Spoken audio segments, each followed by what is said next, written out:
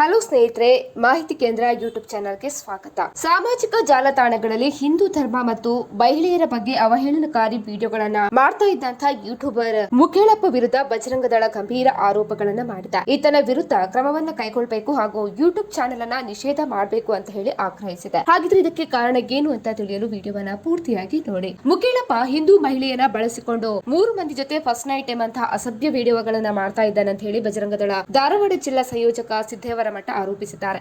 ಇದಲ್ಲದೆ ಗಣಪತಿ ಹಬ್ಬದ ಸಂದರ್ಭದಲ್ಲಿಯೂ ಹಿಂದೂ ಧರ್ಮಕ್ಕೆ ಅವಮಾನ ಮಾಡುವ ವಿಡಿಯೋಗಳನ್ನ ಪ್ರಕಟಿಸಿದ್ದಾನೆ ಅಂತ ಹೇಳಿ ತೋರಿದ್ದಾರೆ.